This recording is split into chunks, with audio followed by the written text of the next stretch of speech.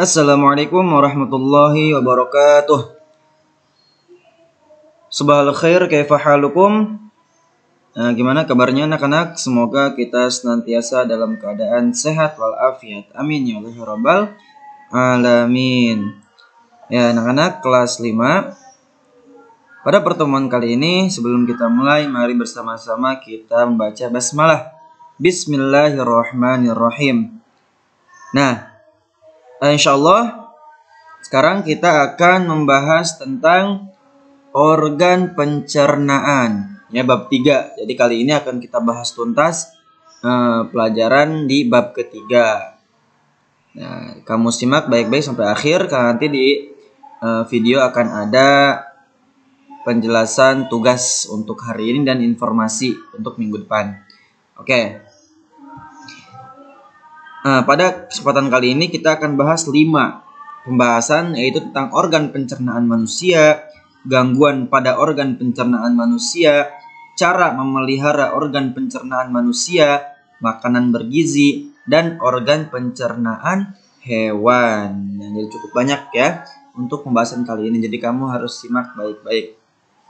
Oke, langsung saja kita masuk ke pembahasan pertama, yaitu organ pencernaan manusia. Nah, jadi susunan organ pencernaan manusia yaitu mulut, kerongkongan, lambung, usus halus, usus besar, rektum, dan anus. Oke, apa saja itu yang 6 itu? Nah, akan kita bahas di sini. Nah, ini pembahasan singkatnya ya. Setelah ini akan kita bahas juga satu persatu. Mulut adalah tempat masuknya makanan ke saluran pencernaan. Pertama ya, otomatis adalah mulut. Karena tempat pertama kita memasukkan makanan. Kerongkongan adalah saluran penghubung antara mulut dan lambung. Jadi kerongkongan di tengah-tengah antara mulut dan lambung ya. Mulut pertama, lambung ketiga. Lambung, tempat di mana makanan dicerna dan sejumlah kecil sari-sari makanan diserap. Ketiga, yang keempat, usus halus. Nah, di sini terjadi proses pencernaan kimiawi dan penyerapan sari-sari makanan. Usus besar, tempat untuk sisa pencernaan yang tidak tercerna dan terjadi penyerapan air dari sisa-sisa makanan. Terakhir, rektum dan anus. Rektum adalah alat pencernaan sebelum anus. Anus adalah tempat keluarnya kotoran atau feses. Nah, oke, kita akan bahas satu persatu. Yang pertama, mulut. Ya, mulut ya. Mulut adalah tempat masuknya makanan ke saluran pencernaan. Tadi ya, sebelum masuk ke saluran kerongkongan, lambung, dan seterusnya. Nah, ini adalah saluran yang pertama ya. Organ pencernaan atau alat pencernaan yang pertama kali ya ketika proses pencernaan manusia. Dalam mulut ada lidah. Ya, lidah berfungsi sebagai organ pengecap dan membantu menelan makanan. Nah, jadi di sini adalah fungsi daripada lidah itu sendiri ya, sebagai organ pengecap dan membantu menelan makanan. Kemudian ada proses pencernaan yang melibatkan enzim, disebut dengan pencernaan kimiawi. Ada juga proses pencernaan dengan memecah makanan menjadi potongan-potongan kecil dengan mengunyah, menggerinda, menelan, dan gerakan otot disebut pencernaan mekanik. Nah, jadi ada dua ya, jenis pencernaan. Yang pertama pencernaan kimiawi dan yang kedua pencernaan mekanik. Nah, apa bedanya Ustadz? Bedanya untuk kimiawi itu menggunakan enzim, untuk mekanik dan menggunakan otot dan alat pencernaan. Misal ada kita mengunyah, nah itu menggunakan gigi misalnya. Gigi disebut pencernaan mekanik ya, karena menggunakan alat, dan prosesnya itu menggunakan enzim. Nah, ketika menghancurkan makanan di dalam mulut ya dan seterusnya, itu menggunakan enzim disebut dengan pencernaan kimiawi. Yaitu bedanya ya antara pencernaan mekanik dan pencernaan kimiawi.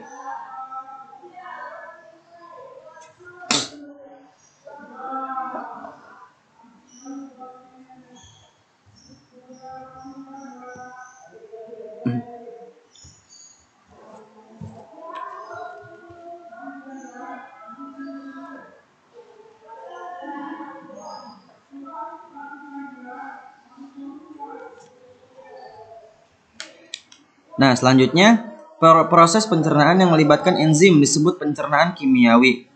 Dan proses pencernaan dengan memecah makanan menjadi potongan-potongan kecil dengan mengunyah, menggerinda, menelan, menggerakkan otot disebut dengan pencernaan mekanik. Nah, jadi ada dua jenis pencernaan ya. Satu kimiawi, yang kedua mekanik. Bedanya apa, Ustadz? Bedanya untuk kimiawi itu menggunakan enzim ya, melibatkan enzim. Kemudian untuk mekanik itu menggunakan otot, alat ya, alat pencernaan.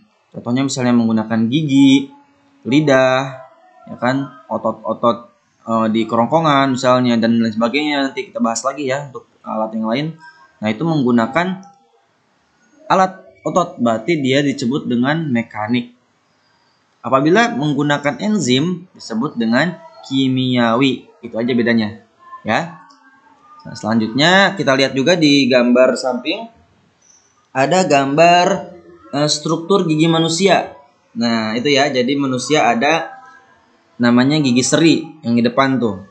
Gigi seri, kemudian ada juga gigi Graham, dan yang ketiga ada gigi taring. Itu apa, Ustadz? Premolars. Nah, premolars itu gigi Graham depan. Tuh yang dua itu ya. Sama Graham juga, hanya itu Graham depan. Dan belakang itu Graham belakang. Ya, itu. Fungsinya apa, Ustadz? Nah, fungsinya untuk gigi seri itu berfungsi untuk memotong makanan. Nah, yang depan itu ya, fungsinya memotong makanan. Kemudian gigi taring, nah itu lebih tajam ya, relatif lebih tajam, berfungsi untuk mengoyak makanan karena memang strukturnya juga dia tajam. Dan terakhir gigi Graham berfungsi untuk menggiling makanan. Nah, setelah itu baru ditelan dan dilanjutkan ke proses selanjutnya. Yang kedua ada kerongkongan. Kerongkongan adalah saluran penghubung antara mulut dan lambung. Di kerongkongan terjadi gerak peristaltik, yaitu gerak mendorong makanan menuju lambung. Nah, ini kita lihat ya. Di gambar itu ada dari mulut di atas, kemudian makanan ke bawah ke lambung. Jadi yang membuat si makanan itu turun dari atas ke bawah itu disebut dengan gerak peristaltik ya. Jadi yaitu gerak mendorong makanan menuju lambung. Nah, oke, selanjutnya lambung. Lambung tempat di mana makanan dicerna dan sejumlah kecil sari-sari makanan diserap ya. Kemudian terjadi pencernaan mekanis oleh otot lambung dan pencernaan kimiawi oleh enzim dan asam lambung. Jadi sini juga terjadi dua pencernaan ya. Ada mekanis, ada kimiawi. Enzim pepsin berfungsi memecah protein menjadi proton.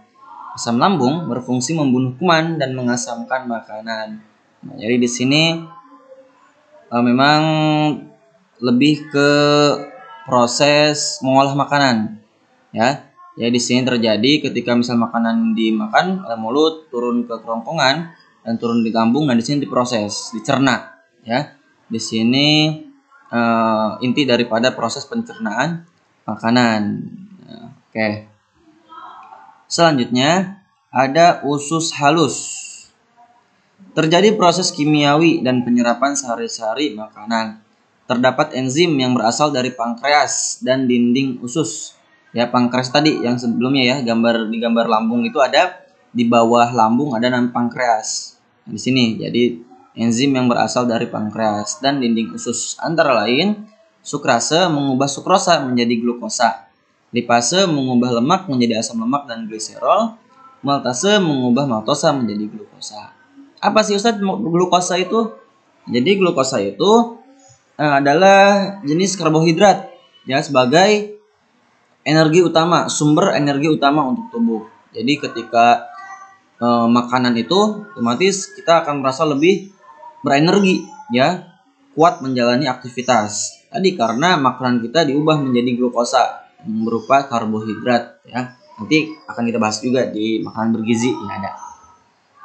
Selanjutnya usus besar. Masih juga gambarnya Ustadz samain ya, karena ini ada 4 organ di sini. Sisa pencernaan atau ampas yang tidak tercerna akan masuk ke dalam usus besar. Itu ya, usus besar yang di samping itu. Jadi ada usus halus dan dikelilingi oleh usus besar. Ampas akan mengalami pembusukan oleh bakteri Escherichia coli. Nah, ini jadi bakteri yang berfungsi atau berperan untuk membusuki atau membusukkan si ampas, ya. Ampas atau sisa makanan. Terjadi penyerapan air dari sisa-sisa makanan di sini. Jadi ada diserap tuh makanan kita, airnya diserap untuk kebutuhan tubuh. Terakhir ada rektum dan anus. Rektum adalah alat pencernaan sebelum anus. Yang di atas ya, lihat anus, kemudian ada rektum. Jika kotoran masuk ke dalam rektum, maka timbul perasaan ingin buang air besar. Dan cenderung untuk rektum ini biasanya kosong. Nah, ketika dia terisi, maka timbul perasaan ingin buang air besar. Seperti itu ya. Nah, kotoran pun keluar melalui anus. Nah, ini kotoran manusia keluar melalui anus. Nah, ini ya untuk struktur organ pencernaan manusia. Bisa kita lihat di sini. Selanjutnya, ada gangguan pada organ pencernaan manusia. Yang pertama, sakit mah. Disebabkan oleh meningkatnya asam lambung sehingga menimbulkan perih dan mual. Ini biasanya yang telat-telat makan, ya kan? Ada juga misalnya yang makannya nggak teratur. Nah, termasuk Ustadz juga ada punya sedikit penyakit mah karena dulu jarang sekali makan pagi, ya tidak teratur makanya. Nah, jarang makan pagi, tidak teratur, maka dari itu suka ketika sekalinya makan sakit perut, ya lambung perih. Nah, itu termasuk daripada sakit atau gangguan pada organ pencernaan manusia. Ya, jadi si asam lambung itu meningkat. Ya, ketika sakit tuh, jadi apalagi yang belum makan nih, biasanya yang punya penyakit mah ketika dia telat makan sedikit langsung sakit perut, sakit lambungnya tuh. Ya karena si otot lambung itu dia biasanya mencerna makanan, nah dia bingung makanan belum masuk, nah dia saling bergesekan tuh ototnya, ya otot lambung saling bergesekan sehingga menimbulkan rasa sakit di perut kita, di lambung kita. Makanya ketika dimasukkan makanan maka dia baru tuh dicerna, ya asam lambung pun meningkat. Nah, ketika ada makanan kan si asam lambung berperan tuh untuk mencerna makanan. Ada yang kedua, sembelit. Ya, sembelit adalah sulit buang air besar. Jadi biasanya disebabkan terlalu lama menahan buang air besar. Penyakit juga tuh. Ya ketika kamu misalnya udah kebelet pengen buang air besar, langsung ya ditunaikan hajatnya, jangan ditahan-tahan. Nah, itu bakal jadi penyakit, ya. Diusahakan ketika kamu sudah merasa ingin buang air besar, sakit perut misalnya, langsung ya buang air besar, kamar mandi. Selanjutnya yang terakhir ada diare. Nah, merupakan gangguan saluran pencernaan dengan gejala buang air besar yang terlalu sering dengan feses yang cair. Apa itu feses? Feses itu kotoran, ya kotoran disebut dengan feses, bahasa ilmiahnya feses. Jadi ini kebalikan dari yang sebelumnya. Ya kalau tadi sembelit itu sulit, kalau ini malah cair. Si fesesnya itu sering kali buang air besar. Nah, itu juga penyakit juga, ya. Baiknya normal, teratur, ya, teratur makannya, teratur juga buang air besarnya. Biasanya disebabkan oleh kuman yang masuk ke dalam makanan. Jadi makanannya tidak terjaga, ya, makan sembarangan dan mengandung penyakit si makanan itu, maka timbul penyakit ini, diare, ya. Selanjutnya, cara memelihara kesehatan organ pencernaan. Yang pertama, membiasakan makan secara teratur dan minum paling sedikit 8 gelas sehari. Nah, ini yang sangat, karena air juga termasuk yang dibutuhkan, yang paling dibutuhkan oleh tubuh. Ya, jangan sampai tubuh kita kekurangan cairan. Yang kedua, makan makanan yang bergizi seimbang. Nah, setelah ini akan kita bahas makanan yang bergizi seimbang, ya. Setelah itu menjaga kebersihan lingkungan, membiasakan mencuci tangan dengan sabun sebelum dan sesudah makan. Nah, ini beberapa cara, ya, yang harus kamu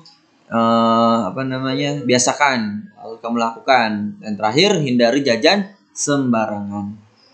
Biasanya yang apalagi yang jajanan-jajanan misalnya yang tidak terjamin kebersihannya itu kamu hindari ya. Sebisa mungkin cari jajanan yang terjaga kebersihannya ya. Dilihat juga lingkungannya. Ketika lingkungannya kotor, nah itu berpotensi makanannya pun akan kotor ya. Mungkin ada kuman, bakteri dan lain sebagainya. Oke, itu dia cara melihara kesehatan organ pencernaan. Selanjutnya, kita akan bahas tentang makanan bergizi. Nah, yang pertama ada karbohidrat. Ini yang tadi saya sebut ya sebagai sumber energi utama bagi tubuh. Nah, ini ya si karbohidrat ini. Jadi contohnya apa Ustadz? Karbohidrat itu contohnya jagung, kemudian beras, gandum, dan roti. Ya, jadi biasanya sumber karbohidrat itu makanan utama, makanan pokok. Ya kita kan nasi misalnya, atau di luar negeri atau di tempat lain ada gandum sebagai bahan pokok, sebagai makanan pokok, makanan utama misalnya sehari-harinya. Kita kan rata-rata nasi ya, berarti beras. Nah itu sebagai sumber utama, itu sumber energi utama bagi tubuh. Yang kedua ada protein. Protein merupakan zat pembangun tubuh karena berfungsi membentuk sel-sel tubuh dan memperbaiki sel tubuh yang rusak. Nah, makanan apa yang termasuk protein? Protein itu termasuknya ada ikan, kemudian ada daging, telur, susu, dan keju ya. Termasuk daripada contoh makanan yang mengandung protein.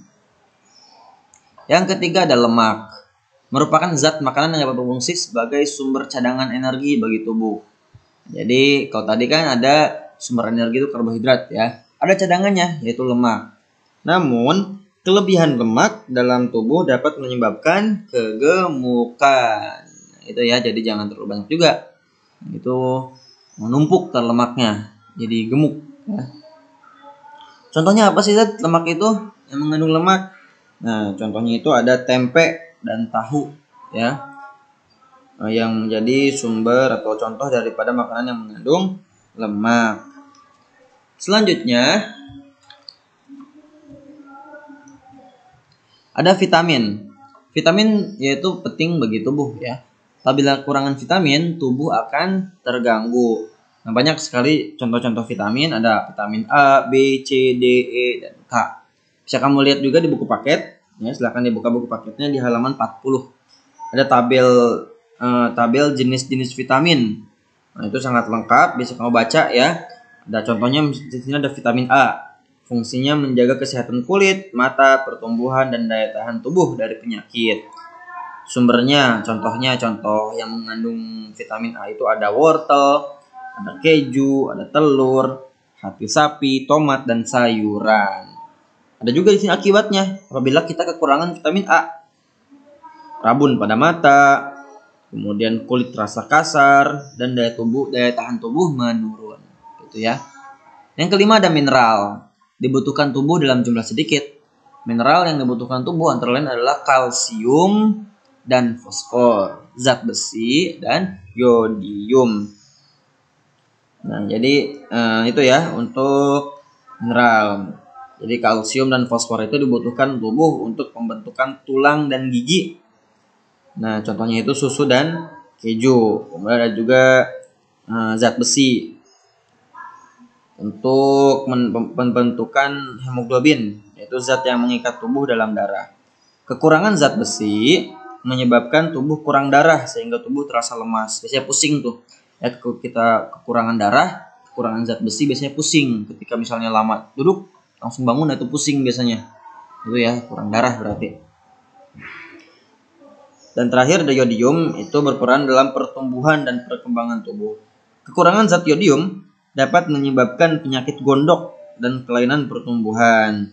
Contoh makanan yang mengandung banyak yodium itu garam. Ada garam beriodium, bisa ada keterangannya tuh, garam beriodium ya. Selanjutnya air. Nah, ini yang sangat penting ya, berfungsi sebagai pelarut zat makanan. Nah, ini berperan juga dalam menjaga suhu tubuh dan melancarkan pencernaan. Nah, ini sangat penting ya. Biasakan kamu minum paling tidak 8 gelas sehari ya untuk minum. Karena jangan sampai tubuh kita kekurangan cairan, itu sangat berbahaya ya, mengganggu daya tahan tubuh nantinya. Nah, selanjutnya pembahasan terakhir adalah organ pencernaan hewan. Nah, di sini akan kita bahas juga. Yang pertama ada cacing tanah. Ini gambarnya ya, cacing tanah. Susunan organ pencernaan yaitu mulut, tenggorokan, kerongkongan, tembolok, empedal, usus, dan anus. Nah, kerongkongan, tembolok, empedal itu ada di tengah-tengah tuh ya. Bisa kamu lihat juga di buku paket halaman 44. Ya, di cacing tanah. Ya. Selanjutnya ada serangga. Nah, serangga seperti ini gambarnya. Adapun susunan organ pencernaan yaitu mulut, kerongkongan, lambung, usus, dan anus. Ya, prosesnya masih sama, itu urutannya. Ya, jadi kurang lebih sama seperti manusia, dari mulut, kerongkongan terus ke anus, terakhir anus ya. Kemudian yang ketiga ada ikan. Nah, ikan seperti ini strukturnya. Susunannya pun ada mulut, kerongkongan, lambung, usus, dan anus. Ada kelenjar pencernaan ikan. Terdiri dari hati dan kantong empedu. Nah, selanjutnya ada amfibi. Kita ambil contoh di sini untuk amfibi yaitu katak. Ya. Susunan organ pencernaan yaitu mulut, kerongkongan, lambung, usus, dan kloaka. Nah, ada istilah baru nih. Kloaka. Ya, kalau tadi ada anus. Sekarang ada kloaka. Nah, apa itu kloaka? Kloaka adalah saluran feses, urin, dan reproduksi menjadi satu. Nah, jadi kalau kita kan, kalau sama hewan-hewan sebelumnya, cacing, dan serangga, dan ikan, itu kan ada berbeda ya, untuk saluran pembuangan dan juga saluran reproduksi. Ya, kita misalnya ketika buang air besar dengan ketika buang air kecil beda saluran ya, ketika reproduksi pun beda saluran. Nah, ini untuk hewan amfibi itu dia satu ya, hanya satu alat dan dia berfungsi sebagai untuk mengeluarkan kotoran, untuk mengeluarkan air kencing, juga untuk reproduksi. Seperti itu ya, kloaka. Ada reptil. Di sini kita ambil contoh buaya. Susunan organ pencernaan yaitu mulut, kerongkongan, lambung, usus, dan kloaka, sama ya seperti amfibi tadi. Kelenjarnya pun hati dan pankreas ya, seperti itu. Ada yang terakhir burung. Burung di sini kita ambil contoh ayam, karena ayam juga termasuk jenis burung ya. Susunan organ pencernaan paruh, kerongkongan, tembolok, usus, dan kloaka. Nah, sama berarti ya, ayam juga menggunakan atau alat pencernaannya yang terakhir yaitu kloaka ya, bukan anus. Dan juga yang terakhir yaitu mamalia. Mamalia susunan organ pencernaannya ada mulut, kerongkongan, lambung, usus, dan anus. Nah, kalau yang mamalia ini dia menggunakan anus ya, bukan kloaka seperti yang lainnya. Dan di lambung itu, di pencernaan si sapi ada disebut dengan 4 istilah tuh. Ya kan, ada rumen yang terdapat bakteri pengurai ya pada makanan sapi. Dari si rumen itu dibawa ke retikulum. Ya, retikulum yaitu makanan cerna kembali hingga membentuk gumpalan. Ya, gumpalan itu didorong kembali ke rongga mulut dan dikunyah kembali. Seperti itu aja prosesnya ya. Dari retikulum ke omasum. Nah, tempat terjadinya penyerapan air. Selanjutnya terakhir ke abomasum. Nah, tempat makanan cerna dengan bantuan enzim pencernaan. Memang kalau sapi ada 4 ini ya dalam lambungnya. 4 bagian ya dalam lambung sapi. Nah, itu pembahasan kita untuk bab ketiga. Selanjutnya ada tugas harian. Silakan kamu kerjakan latihan ulangan bab 3, paket 1 dan 2, bagian A saja. Ya, bagian yang PG. Ya, kamu cukup kerjakan yang PG saja di buku paket langsung. Ya, halaman 47 sampai halaman 51. Ya, cukup yang bagian A-nya saja, PG-nya kamu kerjakan dan langsung foto kirim ke Ustadz. Ya, dan paling lambat tunggu sampai jam 3 sore. Jam 3 sore ya. Nanti Ustadz periksa, Ustadz koreksi. Nah, yang Ustadz koreksi langsung kamu perbaiki ya. Dan minggu depan insya Allah kita akan mengadakan ulangan harian bab 3. Untuk ulangan harian kamu cukup pelajari tadi tugas harian ini ya. Kamu pelajari soal dan jawabannya. Nanti insya Allah yang akan keluar di ulangan harian minggu depan melalui Google Form. Gitu ya. Baik, kita cukupkan untuk pembahasan kita pada pertemuan kali ini atau pada kesempatan kali ini. Nakhtatim bilhamdulillah, alhamdulillah rabbil alamin. Semoga bermanfaat. Assalamualaikum warahmatullahi wabarakatuh.